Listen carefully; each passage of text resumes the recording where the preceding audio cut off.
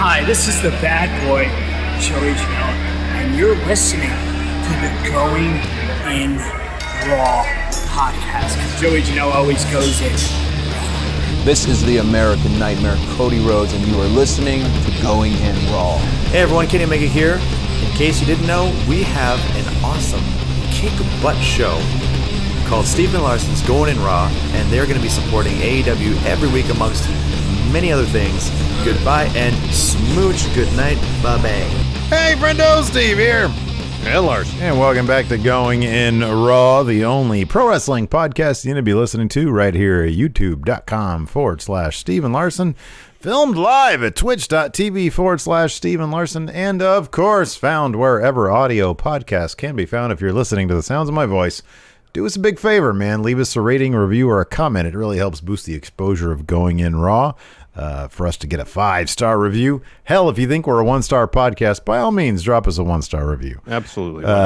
Yeah, and then, of course, we also have bonus content. If you like Going in Raw, if you like our daily news briefs, if you like our podcast reviews, we also have bonus content via Friendo Club TV. You can become a Friendo Club TV member right now by going to patreon.com/Stephen Larson. Kick in $5. You get 5 bonus episodes every single week. You can also get there by joining us as a YouTube channel member, youtube.com/Stephen Larson. All I do is click join, and then every day on the community wall, Monday through Friday, we post up that bonus content. In the audio realm, if you're an audio listener, we also post the majority of our bonus content as audio clips or as audio podcasts as well. Yeah, it shows up in your RSS feed. You can import it from Patreon directly into whatever podcast app you use, except Spotify. Doesn't work for Spotify, Larson.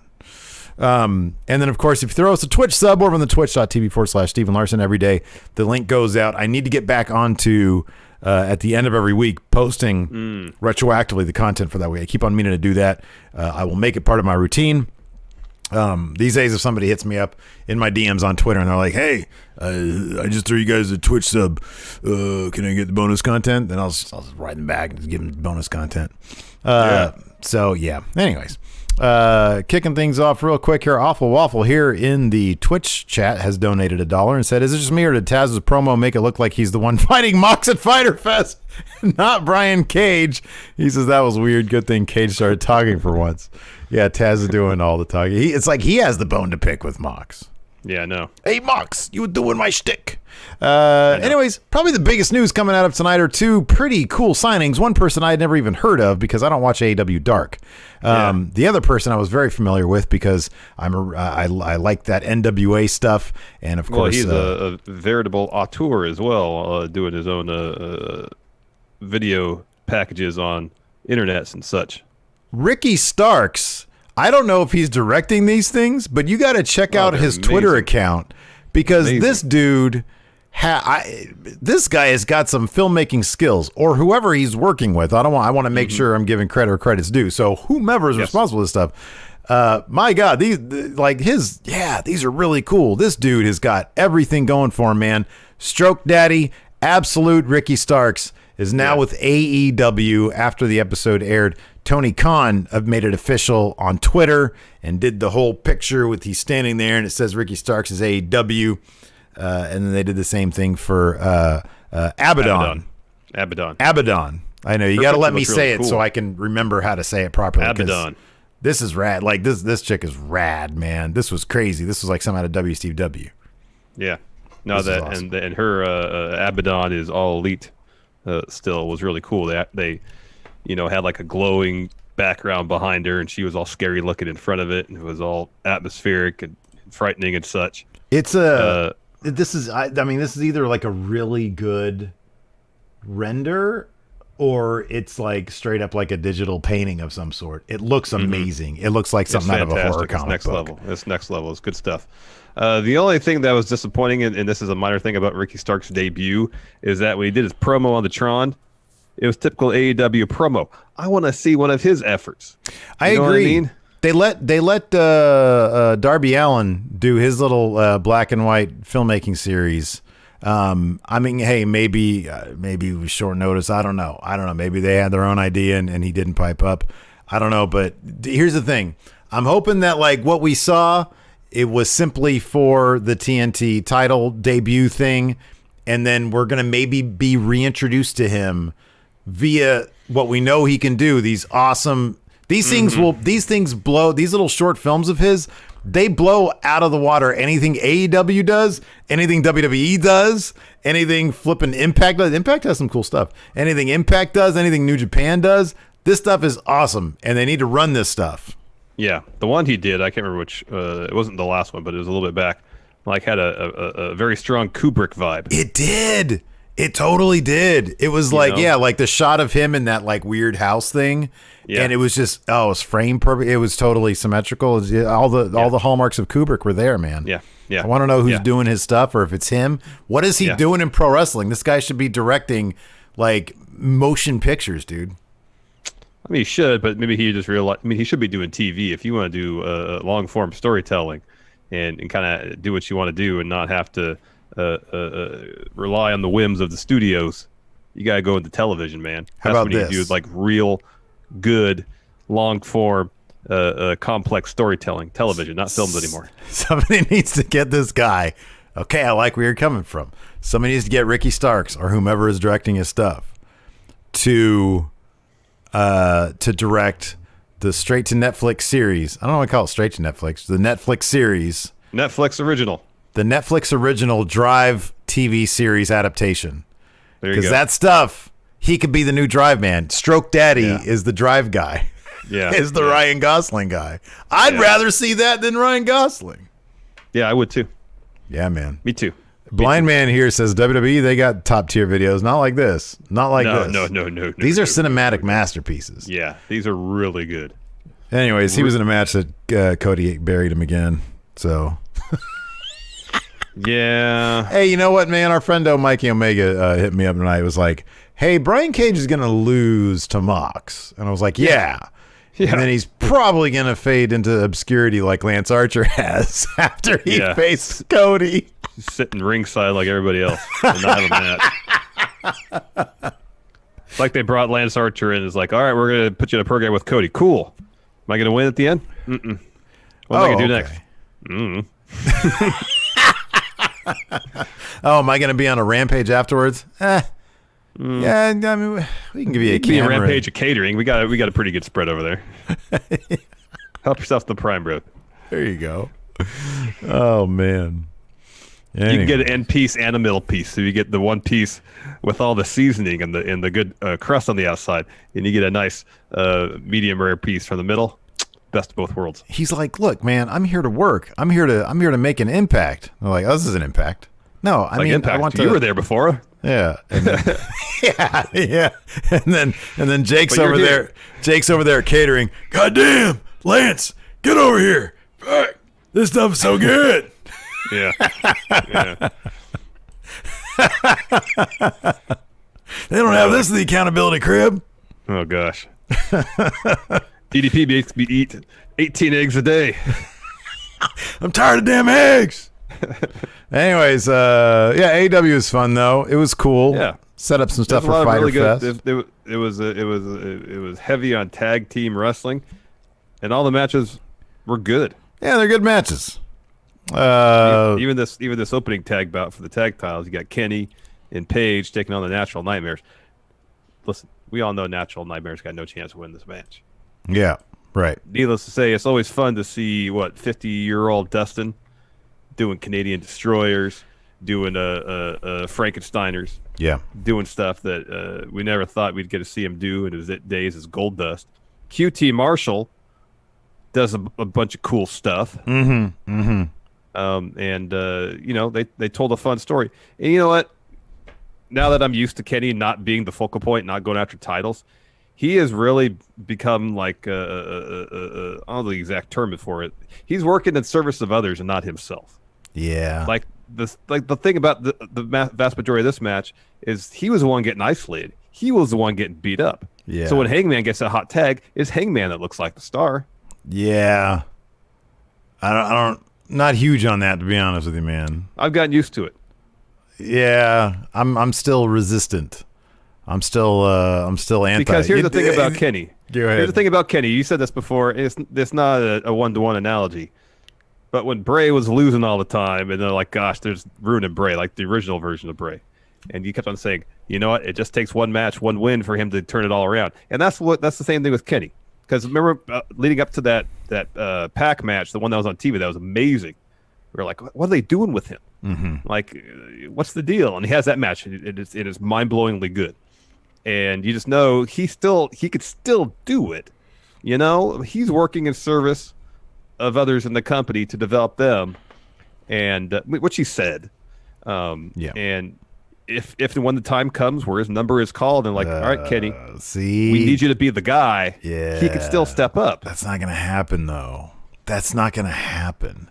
They have too many. Here's the thing, man. That's my fear. That's why I haven't gotten used to it, and I'm resistant to it, because they have too many big like names like that. I think that Kenny is going to be totally fine stepping aside for, because Kenny is there for life. Kenny is there, I think, at this point to sort of play businessman and set everybody else up so that AEW will live for a long time. And they have plenty. If Kenny disappeared tomorrow, at this point, given the way that he has been booked and the way that I guess he's booked himself, if he disappeared tomorrow, AEW would be fine. Yeah. I don't like that, because Kenny is special. And dude, you know what's funny is that, like, I was starting to get used to it, and then I saw a clip somehow. Oh, I think it was in the lead up to the greatest wrestling match ever. Is that like somebody posted a clip of an Omega Okada match, and I was like, oh, I missed that. I mean, there's plenty of Kenny Omega matches I've never seen that I can go back and watch, but man, when I think of this dude as being like a spotlight guy and he's stepping aside for everybody else, I appreciate every little bit of Kenny Omega I get, and I appreciate a guy who's selfless. I do. Yeah. But the selfish part of me, the big Kenny Omega part of me, fan in me, really just wants to see him push to the top. I hope we get that Mox Kenny Omega. I hope he's the guy that takes it off, and maybe this Hangman Kenny stuff, maybe that's going to lead to Kenny actually putting Hangman over, and Hangman will get the title from him down the line. I hope that's going to be the case, because I think Kenny's got a lot to offer on a big in a bigger role. But remains to be seen. What was up with? I mean, they treat Kenny like the star tonight because everybody else in this match got a jobber entrance. Is he the only one? Hangman didn't get the entrance. Hangman didn't get an entrance. I don't believe so. No. Oh wow, I didn't even notice that. Because Natural Nightmares were there, and I'm like, why is Paige out there? Unless I looked away and Paige like quantum leap to the ring. Oh, I know. I didn't see the first 3 minutes. I didn't see the first. That's why. Oh, okay. Because I was like, why is Paige getting the jobber entrance? That was a head scratcher. Yeah. So yeah, and I mean, look, dude. Here's the thing. I mean, a lot of people here in chat are saying, you know, this Kenny Hangman thing, it ain't gonna last, and you know that Hangman is going to be a big star. Who is this saying this here? David Corpariel. What a cool name. Says, I think he's going to go back to the cleaner after he turns on Hangman. I mean, they might say, hey, Kenny, we need you at your most devious heel to take on Hangman. That could be the case. I don't know. Yeah. I'd like to see him in a high profile spot with that title. I feel like that title is just kind of going to waste on Mox. I know he's a big name, but you know, I'd like to see Kenny do some cool stuff, man. Yeah, I'd be interested to see if they would roll the dice with one of the BTE originals as world champ and see how that fares for him. Yeah. Rather than putting it on former WWE guys, you know. Yeah, for sure. I understand the business philosophy behind it, but hey, man, the elite brought them to the dance, you know. Yeah. So so let's do that. So Larson, in the end with this match, why did it go south for QT Marshall? QT Marshall, he missed a moonsault. That's why. Because Allie came down. Well, she just walked down, and it wasn't like he was super distracted when she came down. Oh man, he missed a moonsault. He was just like, But here's the thing: he misses that moonsault, and he gets beat the heck by Paige and Omega, and he was kicking out of stuff. It wasn't until he hit their finish. He's trying to make. Yeah, he was trying to impress her, man. He's trying to impress her. Still trying to seal the deal. I don't necessarily think it's an idea. Commentary is selling the idea that it wasn't like so much. I didn't feel like he was distracted during the moonsault. It was once she was out there, He wanted to impress her with his grit and his determination. Kept on kicking out of stuff. Yeah. And if that's the inspiration, what harm is there in that? Yeah. None, I guess. Yeah. But, None. still. None harm. She comes out. That's going to be the story here, though. It's like a weird Kafkaesque thing with, like, Allie. She's, like, totally cool and totally normal, and she's inspirational to him. And yet, for some reason, from an unknown reason, everybody hates her. Well, it's like some weird... Well, here's the thing is, like, QT doesn't have a stellar record to begin with. It's not like he was a winning wrestler, met her and started to lose. I know Natural Nightmares, I think they're 5-0 or something like that since they become a team. Now 5-1, I guess. But prior to that, I don't think Dark matches, AEW Dark. Sorry, didn't mean to interrupt you, but I did. AEW Dark matches, true or false? They should count for half a point. Well, they don't have a point system. It's wins and losses. Did you? Well, I'm sorry. A win should mean for half a win. No, I mean because it's part of canon. I know, but dude, when you look at the little lower thirds thing there, when it shows the results from Dark, it's always a name defeated a jobber. No, I know. Name I know. defeated a jobber. I know. It's Trust hilarious. me, I know. I pay It's attention hilarious. to that too. Those aren't real matches. I mean, I like the QT. He was DDP bestowed upon him the Diamond Cutter. So now he is the steward of the Diamond Cutter officially. Yeah, that was cool. That's We cool. we saw a Diamond Cutter, man. That was cool. Saw a Diamond Cutter. Yeah. But yeah, it's gonna be this thing where it's gonna be just bad luck where Allie comes out right before the finish of like every match and he's gonna lose and they're gonna blame her for it. Yeah. Even though it's not her, it's like she's not causing the loss in any way. Yeah. I mean, maybe just stay backstage. Like, if you're gonna show up with somebody, why is she showing up late anyways?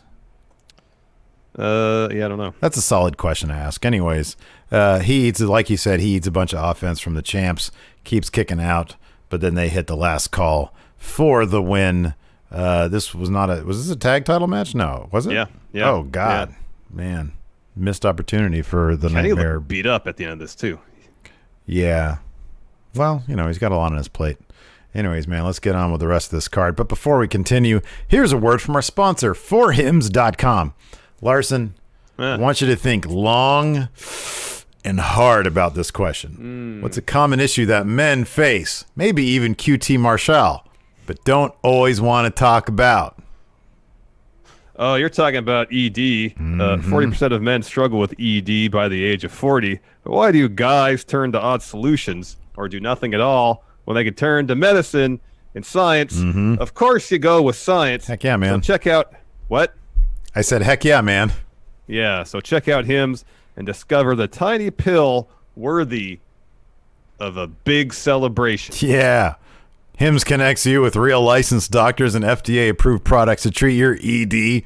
We're talking well-known generic prescription solutions backed by science, and with Hims, made more affordable. With Hims, you can stop worrying about all those awkward in-person doctor visits. You can say goodbye to expensive pills and injections in places where no man wants to get an injection. Ouch. Being your best means performing your best, and Hims makes it easy. All you got to do is answer a few questions about your medical history and have a confidential review with a doctor. If approved by a doctor, products are shipped where? Directly to your door. Yeah, straight up to your door. Right now, Friendos can try Hims today. Friendos and QT Marshall can try Hims today by starting out with a free online visit. Go to forhims.com/GIR5. That's FORHIMS.com/GIR5. forhims.com/GIR5. Prescription products are subject to doctor approval and require an online consultation with a physician who will determine if a prescription is appropriate. See website for full details and safety information. This could cost hundreds if you went in person to the doctor's office or a pharmacy.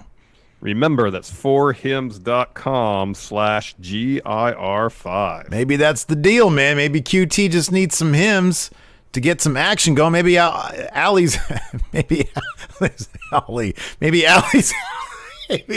out there like, come on, QT, you need to start performing in the ring so that you can perform in the bed. And he's like, okay, lady. And then but he's like, he's not doing him. He's not taking Hims, so it's just all limp. Boo. All right. He ain't kicking out of that one. Nope. She's gonna kick him out of bed before he kicks out. Anyways, so they're really hyping up Anna Jay tonight. But that was just a big swerve because she got almost murdered. A Dan Nathan situation. She got murdered by ABADON. There you go. So ABADON comes out, and ABADON is this very sort of like Rosemary, but way creepier. I didn't even know that was possible. The contact lenses, and it looks like her face is burnt around her. It looks like it. The one eye that has the kind of milkier contact. I mean, the way that she did her makeup looks like her flesh was rotting almost. Right? Yes. It was legit creepy, man. It was. She does a good job of it's outstanding. The presentation. It's outstanding presentation. So anyway, she's no-selling the crap out of Anna Jay. Is she supposed to be a magician? She's the real star. Yeah, she's like supposed to be a showman, right? Because she has like a top hat. Yeah. I just think Anna Jay. I think Ricky Jay, the magician. Oh man, he was a great magician. You know, he could throw a playing card through a melon. Yeah, I know. That's insane. He was also in Deadwood. Anyways. Yeah. Oh, what's wrong? And he was in Boogie Nights. Hey, Eddie, what's wrong? No sigh. Anyways, anyway, she hits a basement Rana for that was rad too. Her finishes. I'm a big fan of the basement Rana, man. That looks great. Anyways, Brody Lee and the Dark Order come out to ringside after ABADON wins. Of course, Colt Cabana starts sniffing him out. Stu, Grayson, and Evil Uno, walk up to Colt Cabana. They give him a manila envelope. Colt opens it. Mm-hmm. Brody nods at him like, look, I've got an official contract here. And then the Dark Order, for whatever reason, they help Anna Jay out of the ring because they like losers in their group. They know perhaps that they couldn't afford to get ABADON, but they can totally afford to get Anna Jay because she's a failed wrestler now. Oh, wow. No, a losing wrestler, not a failed wrestler. If she were a failed wrestler, she wouldn't have been signed by All Elite. A failed wrestler would be someone who failed at being a wrestler. She is a wrestler. For now. She just hasn't really won as a wrestler. Right, on failed AEW wrestler. television. Right. No, that's a losing wrestler. Failed wrestler is someone who tried to be a wrestler and failed at that endeavor. Can we compromise and say she's a failing wrestler? Well, we'll see what if she joins Dark Order, how that works out for her. All right, she'll get a number. I think it's too soon to tell if she's a failing wrestler. It's the second time she's been on Dynamite, so it's too soon to tell. After that, we had a what should have been a squash match because Billy Gunn is massive, and he was taking on MJF, enormous. Who in comparison is so tiny. But it didn't go that way because there was a lot of just madness going on around the ring. Wardlow was out there. He started messing around with the Jungle Crew, what do they call Jurassic Express? That was after the match, yeah. Wasn't that like during the match though? Because like Billy Gunn comes out there. Wardlow was messing with somebody. Billy Gunn comes out there. Yeah, Billy Gunn came out there because he was in the match. No. I meant like during the match. Like he left the ring, and that allowed Wardlow to get the ring to MJF. No, Billy left the ring to go to bring MJF back from the tunnel to bring him back on the ring, and then there was a bit where Wardlow got on the apron.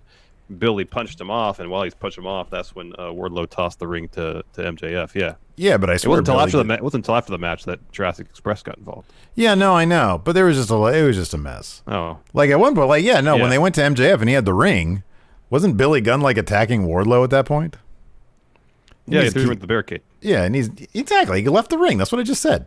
So then he gets back in. Yeah, I wasn't disputing that. You said he didn't leave the ring. No, I said he left the ring first of all to go and get MJF back up from the tunnel. Well, that's not what I'm talking about. I just said that. Okay. Anyways, so he had a shot from the ring, which I still think that Billy Gunn is so big that he would have like easily just absorbed the hand that had that ring on it. He's a huge human being. He shouldn't be selling anything MJF's giving him. He is huge.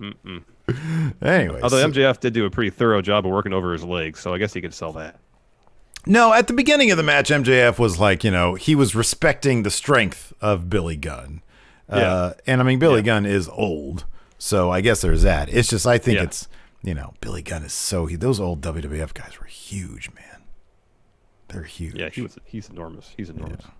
So after MJF gets the win, he clocks Billy with the diamond ring, pins him for the win. They're ringside. Jungle Boy does get in MJF's face after the match. Luchasaurus goes after Wardlow. Brawl breaks out. Wrestlers jump over the barricade to try to break it up. Yeah, and that just ends up. It's funny because the scrum just or there was a lot of milling about tonight. Like during that Young Bucks match, oh my God, there were like 3 other tag teams just sort of milling about. Yeah. Doing a whole lot of nothing. So yeah. Anyways, a big scrum. I felt like FTR on that match came out like way earlier than they were supposed to. And they were so like mellow. There was like no. They were just. I mean, Dax had a drink. Yeah, he had a drink, and he seemed to be more focused on that. I'm like, dude, that somebody already has that gimmick. It's called Hangman Page. Yeah. Anyways. Next, Les Sex Gods interview. They're asked, why did they beat down Orange Cassidy? And Jericho asked Marvez why he had such a fat head. He's like, everybody loves Cassidy. He started talking about the blood orange stuff, and then he juiced. He said he had the audacity to interrupt the inner circle twice. He said they beat Cassidy. Oh, yeah. And then Guevara says they beat Cassidy to a pulp, and they're going to do the same to the best friends. Yeah. And then they left. They're real friends. Yeah. They're more than friends. They're family. Mm-hmm. Next, we got a Britt Baker They're interview. blood brothers. That's what he said. That's what it was. Yeah, blood brothers. Jordan Britt Devlin's head is the biggest. Hugh Longheavy said that. That's a guy you don't want to make fun of his head because that's like legitimately huge. Yeah, he's got a large head. I have a big head. I have a weird. You don't have a big head. I have a bigger head. Yeah, I do. My head is like all weirdly shaped too. Yeah, but you got like a good bobblehead though. Like yours is like a nicely shaped head. Mine is like a weird. Back. If I ever have to shave my head, if I go bald, it's like a weird shape. Mine goes back a good ways. There's like weird lumps in it too. I'm like a xenomorph, like a long head. Yeah. You kind of have an alien shaped head. I'll give you that. Yeah. Britt Baker's Anyways. amazing. I wore this shirt. Usually nowadays I just jog in this shirt because I took the sleeves off. It's like I don't care. I'm gonna wear it on the air because she's my favorite. She is absolutely great. She's so good. She should be in NXT, man. She's so good. Yeah, she is. She should be in NXT. She's so good. Gosh. What is she doing wasting her time in AEW, Larson? Earlier tonight, we didn't mention this during the opening tag match. She had an apparatus set up where she was. That was so good. Why did I forget about that? Shivani. It was a pulley system. Yeah, it was. So it was announced that Hikaru Shida will be defending the women's title against Penelope Ford at Fyter Fest, and Britt's wondering why Tony waddled her words down to tell her that, and she gives Tony the business, says you're on friendship timeout, and asks Reba to get her out of there, but Reba's not driving the field cart; it's Swole, and so she's pulling away. And then she calls Britt a trick. Yeah. And a heifer. A little heifer. Yeah, that was good. I like the shout out to the Where To Now Stephanie thing, but she's the Where To Now doctor. That was good. That this whole thing was really good. And then, she peels out and Britt Baker's like freaking out. This was awesome. This was really good stuff. I love that they're using Britt so much while she's injured. It's great. After that, Cody comes down. And it's time for his open challenge. Let's bury a young talent time. This was a really awkward promo he delivered tonight, too. Yeah, he was like, so I don't know. Look, a lot of people on the Twitters in our comments are speculating that Cody might be turning heel. And I wonder if this was like the first maybe sign of that beyond him, like, wrestling heel last week or whatever. Anyways, his promo is all about being alone. He's like, am I even in the Elite anymore? He's like, is the Nightmare family really a family? He's like, last week I got beat up by I don't know, who is it? Hager, the Inner Circle, something like that. Yeah. And he's like, there was no Hangman, there was no Kenny here, there was no Bucks, nobody was here, nobody helped me. So here you go. I'm gonna give the mic to Arn Anderson now. Yeah, and Arn tells Cody, I don't think you're ready for Hager yet. Way to inspire your client. Yeah. But I brought in someone that you, Cody, can wrestle and hone your skills. Yeah, the perfect avatar, the perfect replacement for Jake Hager. I know. Ricky Starks. I know. So Ricky Starks shows up on the Tron. He gets promo. He talks about how the TNT title match is a perfect chance to get his foot in the door in AEW, establish himself. He talks about living in his car, and he says the only thing he had when he's living in his car was work ethic and grit. And $3. He had $3. $3. And the bit at the end, we was talking about tying his shoes tighter and stuff like that. That was really good. Dude, he's so good. He's on really the good. mic. He is so good. Yeah, he's great. It's going to be interesting. I can't wait till, again, I say this every week in every recap we do. I can't wait till fans are back. Because, like, in the NWA is interesting with their studio setup. You have, like, that weird wall of bleachers and fans there, right? Yeah. To see this guy in front of 5,000 people or whatever, 8,000 people, that's going to be cool, man. That's going to be really special. I can't wait for that. I know. So it was a decent enough match, but, you know, I mean, Arn pretty much said at the beginning this was like a practice match, an exhibition. You know, I know it was for the title and all, but it was not a match where Arn was expecting serious competition for Cody. This is a warm-up. Yeah. Arn was basically saying Cody is not taking this seriously. He's going to bury this new young signee with this match. We are looking past him, and sure enough, that's Hager. what Cody did. Yeah. Hit a crossroads to get the win. There was a spear involved, though. That was cool. There was a spear, yeah. Starks was going for a double underhook type move. Cody escapes that. There was a bunch of roll-ups back and forth between the two of them, and then Cody hits a crossroads for the win. Yeah. But that's cool, man. I'm excited about Ricky Starks being there. Same. He's great. Next, we had the Super Bad Squad, Jimmy Havoc and Kip Sabian taking on the Young Bucks. Matt Jackson, FPOS rib tape for this match. Yeah, dude. It wasn't, sadly. It wasn't up to his nipples, basically. It wasn't even close to that, man. It didn't even go up to, it was barely to his rib cage. Well, honestly, it was just around his waist a little bit. It might have barely touched his short rib. Barely. He's not looking. Jimmy Havoc goes right after it. Yeah. This was a really fun match, though. Yeah, no, this is fun stuff. Even though there was Butcher and the Blade. Let me ask you something. Yeah. Oh, yeah, there was a lot of milling about in this match. Yeah. What do you prefer in terms of packaging? I know Butcher and the Blade, their usual ring gear is really cool. But I feel like the stuff they wear when they sit ringside is so diametrically opposed. I actually kind of like it more. Okay. I love it except for one tiny detail. The Blade looks fine. The Butcher looks great in white. Whenever I see a 9 Inch Nails shirt, I can't help but think of Hot Topic. All right. And so, he was wearing a white 9 Inch Nails shirt. And I'm like, dude, get rid of the 9 Inch Nails logo. Look, we all like Trent Reznor. We know what he's done for music. He's a pioneer. But 9 Inch Nails, the logo is just a Hot Topic thing now. So ditch that and just wear a white shirt. He looks menacing. He looks so menacing. And I love the way that he eats the Shatter Machine because he doesn't really jump into it. No. He just eats it. Them dudes have to work for it, and it looks gnarly, and it looks awesome. I'm sorry, man. I'm sorry. If it was up to me, I'd say, look, FTR, they're put them around the same territory as the Nightmare guys. Put them in that area. They're good hands. Butcher and the Blade, straight to the top. Straight to the top. All right. They look amazing. They do. Really. They really do. Yeah, dude. They really do.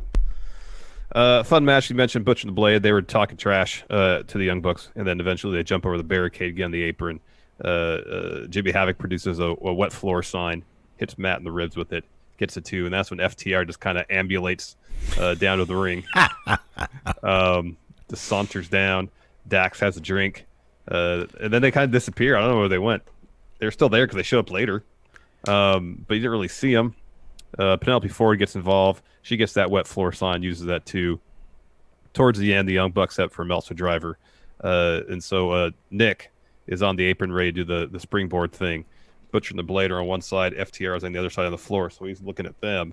Meanwhile, Matt is pushed into Nick. That allows Kip Sabian, who at one point started bleeding from his ear. Yeah. He hits coup de grace, covers. Nick gets back in to break up the pin. Matt then shoves Havoc into Sabian, hits a double Northern Lights on both of them. Nick gets the tag. We get a super kick party from them. They do this great bit where they put Jimmy Havoc that was awesome. and Kip's arms and Tombstone kick his knees, so he has to tombstone Jimmy Havoc, and then hit a double Kamigoye on Kip for That was the really win. cool. That was great. So as soon as the bell rings, Butcher and the Blade are in the ring to attack the Young Bucks.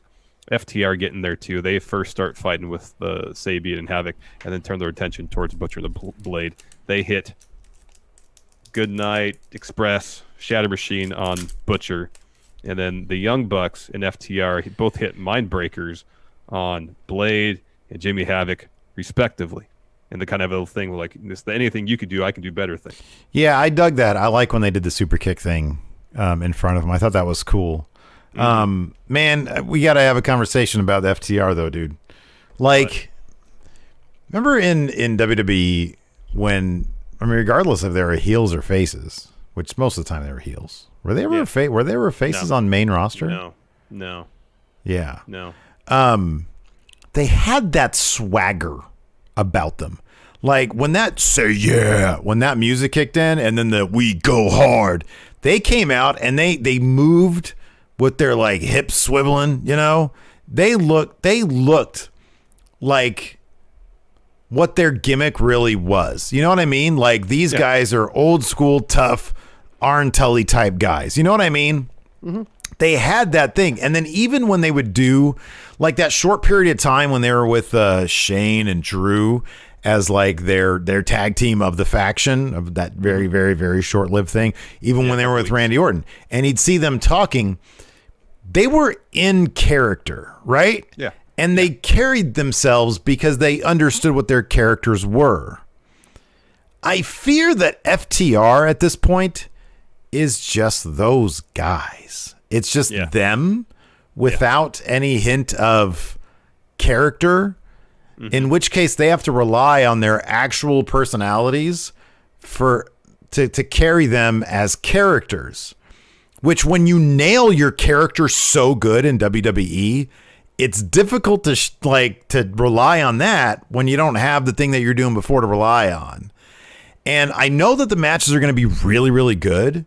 There's already a lot of really, really good wrestling tag teams in AEW. Here, I'll toss this out for you to consider. So they've said that FTR essentially means whatever you want it to be. Yeah. What if they're making their characters purposely bland for the same reason? Okay, Our continue. characters whatever you want them to be. Oh, that's terrible. No, that's awful. I thought you were going to have an idea. No, that was the idea. They're left open to interpretation. Yeah, our characters whatever you want them to be. LTI, left to interpretation. Oh, man. Yeah, I don't like that idea. Speaking of characters, Taz has beef with Mox about his character. He's talking about, myself, Taz, not me. Taz and Brian Cage, like, what were we doing last week at Dynamite before we interrupted with Mox running his mouth? We were hanging out in our trailer, chilling, drinking whey protein, and they heard Mox going on and on about how he's going to pop Brian Cage's head like a pimple. Taz said he was drinking protein.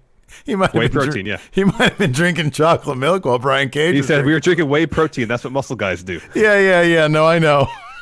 I forgot about that. And then Taz says he was doing the misery gimmick 20 years before Mox. And then Cage talks.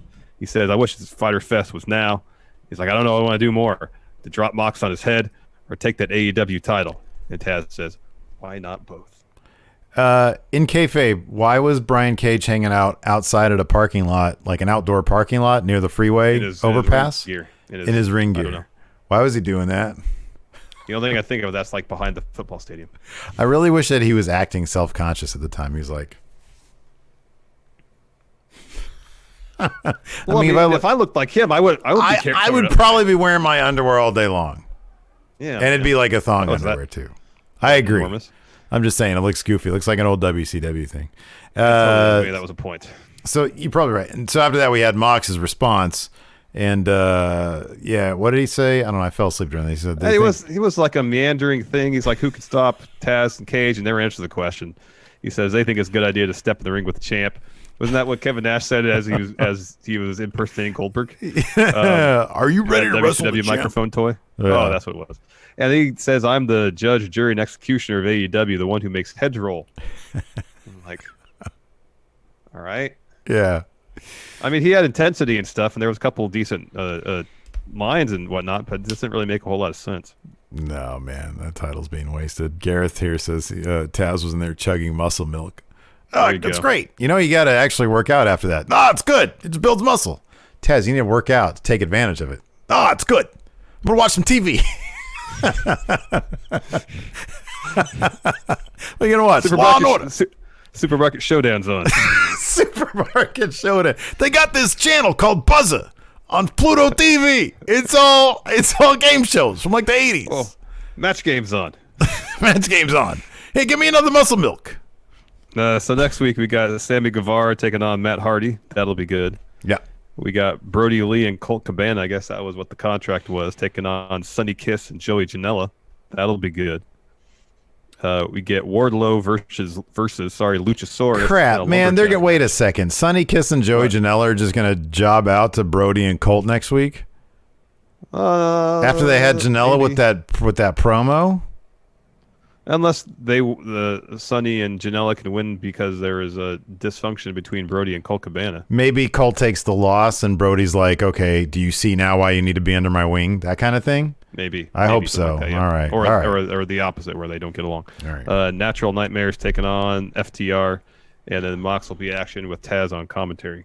Wonder if Brian Cage is going to get involved in that one. Joe Juarez says, does muscle milk taste any good? Hell yeah, it tastes like chocolate milk, man. It's great. Depends on the flavor. The vanilla is a bit chalky. Oh yeah, I was literally about to say that. I mean, it's chocolate milk, but like a little bit of chalk in it. Yeah. yeah, more so. After that, I don't know if muscle milk's a different brand, but there's a banana flavored. That's pretty good. Really? Yeah. Is there? There's probably a strawberry flavor. Have you tried the strawberry? I have not seen the strawberry flavor. I'm a person who does not like fake banana flavor. Yeah, period. Same. And this is fine. This I can drink. It's better than the vanilla. Oh, wow. That's wow. I'll just stick with chocolate, I guess. I don't drink muscle milk. I usually don't either. Yeah. After that, Reba was looking for Britt. Finds her in a dumpster covered in trash. Britt says, "Where have you been? I've been here for 5 hours." And Reba's like, "Well, it's only been an hour." And then Britt fires her and then instantly rehires her, asks where she was. Reba's like, "I was in the bathroom." She was like, "What the heck? You're working for me and you're full time. That means 24 hours a day, 365 days a year." She's wondering where Tony Schiavone was. And Reba reminds her that she put him on a friendship timeout earlier. And she's like, "Okay, well, that's over. I want Tony right now. Call him now." And then Britt brings it. She's like, "Why'd you bring all these cameras out here? Why am I lit?" And then Britt goes to the camera and says, first, Reba says, "Well, I wanted to essentially document when I rescued you." Yeah, exactly. This is great stuff. This is great stuff. Rebel is doing an awesome job. She's awesome. She's fantastic. Yeah. So anyways, Britt looks in the camera and tells Swole that she'll pay for it. She's going to sue her, make sure she pays fines, she doesn't work again or something like that, and that she's going to regret kidnapping Britt Baker. Yeah, it's good stuff. Then we get our main event, Les Sex Gods versus Best Friends. Matt Hardy joined on commentary. Interesting bit he said was he's going to allow Sammy Guevara to pick what version of Matt Hardy he will face next week. I like that. I like that a lot, man. I think that's so clever. Matt Hardy looks in great shape, probably because he only has to deal with wrestling twice a month. And he adds so much to it. I think it's awesome for him. Yeah, totally. This is a fun match, especially towards the end when you thought it was a distinct possibility the Best Friends were going to get talked into putting up their tag title shot and then lose it. But in the end, thanks to Orange Cassidy, they keep their title shot. So the finish sees Sammy hit Trent with a baseball bat. Floyd got involved a couple times. Hits the shooting star press. Trent kicks out. Sammy goes for the GTH. Trent escapes that. Sammy runs the ropes. And a camera guy is walking on the floor and just happens to trip up Sammy. This allows Trent to hit the Dude Buster to get the win. And, of course, camera guy, Orange Cassidy, he gets the ring with Jericho. Goes after him, ground and pound, Superman punch, sends Jericho out of the ring, and it's made official.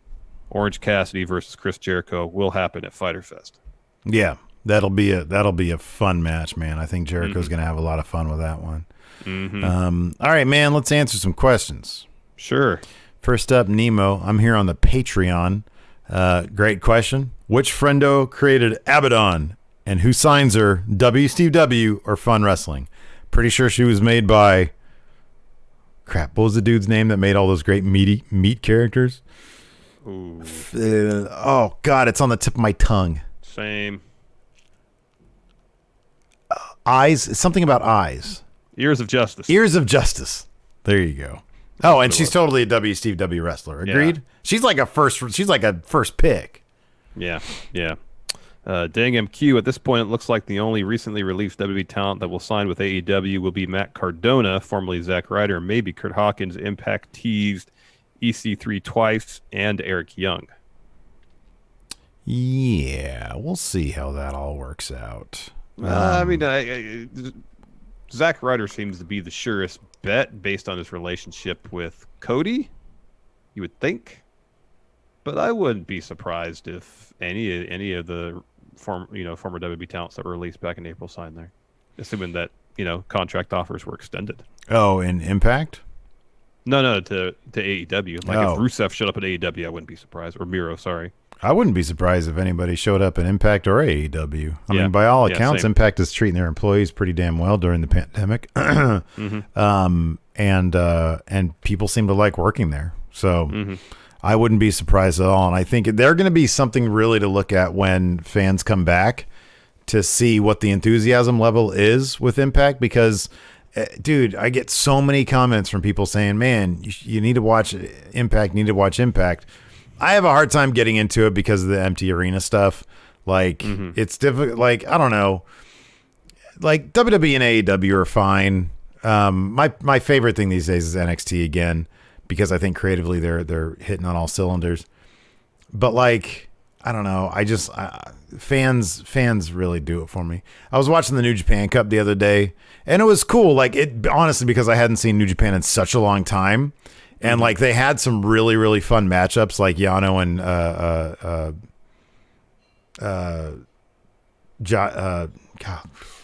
not Gato, the other one, Jado. Oh yeah. They had a match and it was hilarious because it's a Yano match. It's gonna be hilarious.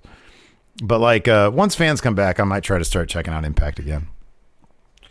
Diehard Homer, if Blood and Guts with Elite versus Inner Circle doesn't happen due to Stadium Stampede, who would you like to see in that match now? With the Blood and Guts one? Mm-hmm. Yeah, that's a different match now, huh? It'd be cool if it was still the Elite and you get FTR and, they find a couple dudes to have their back. Maybe Cody leaves the Elite and it's heel Cody with FTR and somebody else against the rest of the Elite. I would have done this. Page, Young Bucks. I'd do this. That's your match. Do the same match you're going to do. But like Cody's in it, so it's like Cody, I don't know, Cody, Hangman, Kenny, and the Bucks. Who am I leaving? I'm leaving out somebody, aren't I? Anyways, it doesn't matter.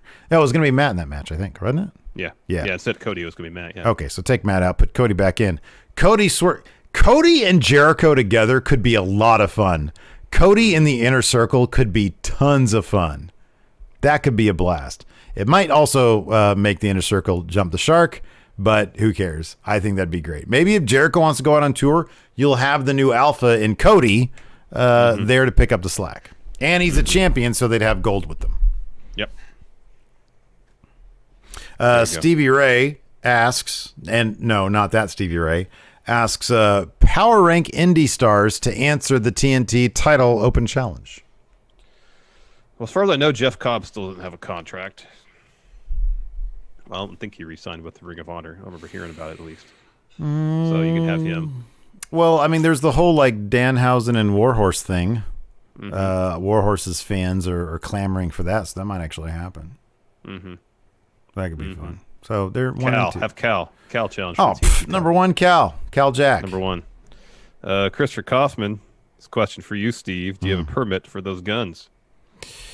No, I've gone through the background check, but I haven't lifted a damn weight in freaking a month, man. So wow. Yeah, my gun privilege has been stripped.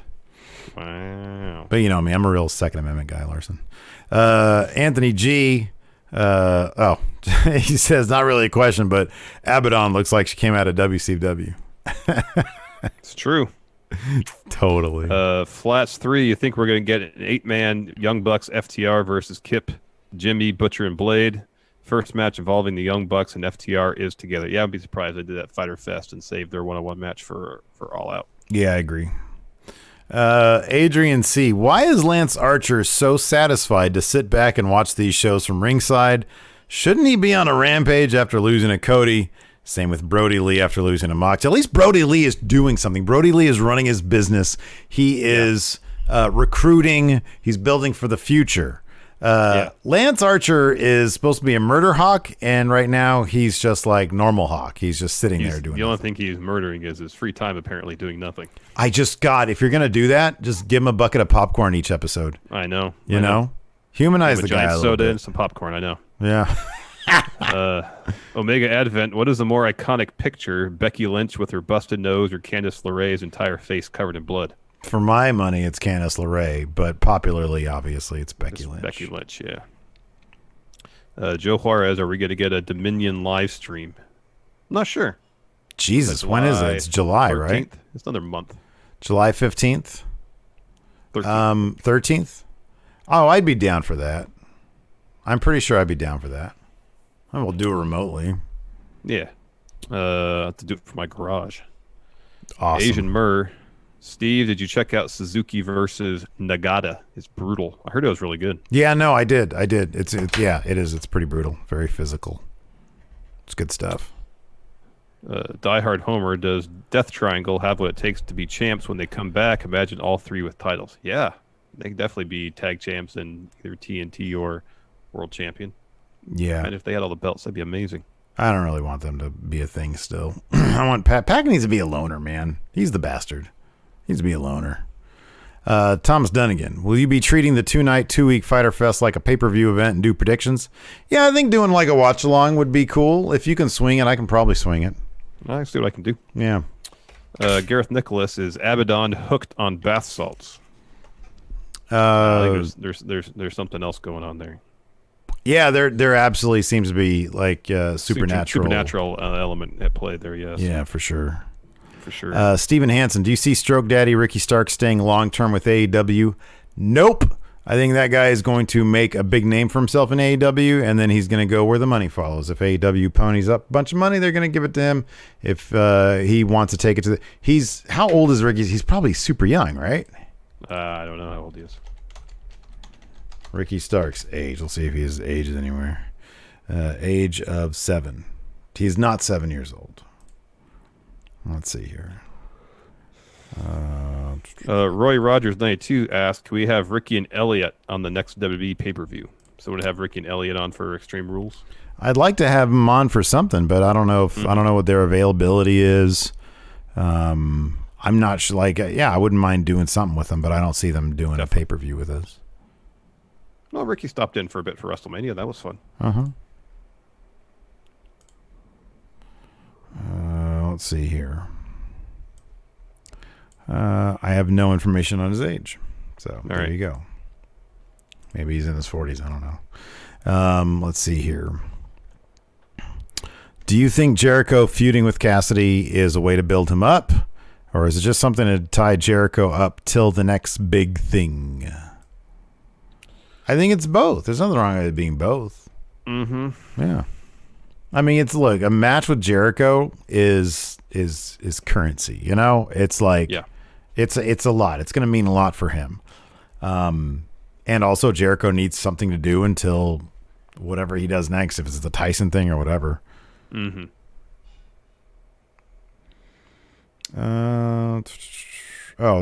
Sleazy Mo, in terms of kayfabe, does Orange Cassidy have a closet full of multiple identical denim jackets and jeans? I think that's the case. Yeah, I think so. He has like 10 of each. White Brownie 92 asked Steve, Deep Space Nine or Next Generation? Oh, man. So this is my non-answer to that. I always say Next Generation is iconic. Deep Space Nine is the best Star Trek there is. I don't even know what any of that means. That means you actually like Deep Space Nine the most. So you're a DS9 guy. They had like 10 episode serialized arcs that were just brilliant. I mean, it was absolutely just fantastic television. It really was. but there is something about Next Generation. Like, you can sit down and watch any episode of Next Generation at 2 o'clock in the morning with some fast food, and it's like the best thing ever. It's amazing. Hood Alex says, who is a wrestler you recently became a fan of after watching NXT tonight in this promo? It's Santos Escobar. Oh, wow. That's cool. For Steve, it's Otis. He didn't like Heavy Machinery for the longest time, and now he loves Otis. Well, isn't that like every wrestler for me, though? Yeah, pretty much. It was Rusev. That was the case with Rusev. Several others. I can think of numerous examples. Yeah. Of wrestlers when they first came out, debuted. You're like, not into it. And then eventually became a fan. So basically every wrestler. Yeah. Yeah, although, I don't know, like with Rusev, here's the thing, though. I don't know if I've ever done that with wrestlers who have remained static. Otis, they took Otis to a whole different level and separated him from Tucky, and that's when I really was like, oh, wow. Okay, this story is actually kind of fun, and Otis is doing a lot of really fun stuff. And before, it was just like, I don't know, they just weren't doing that before. Like, he was kind of weird, but he wasn't doing the full-on Chris Farley thing. Like, everybody that I like, I've come around to because they've, like, changed up what I didn't like about them. Patrick Oliva says Steve is a Matt Taven fan now. I have not seen, I have no idea what he's doing. He's in Ring of Honor. Ring of Honor, so he's not wrestling right now. So he's not doing anything. Not doing anything. Yeah. Let's see here. James Fletcher with Orange Cassidy returning. What do you think of them giving him a bit more of a serious side, and where do you think this could go? So my thing about Orange Cassidy is that he's vastly entertaining, but he's also got a super low ceiling.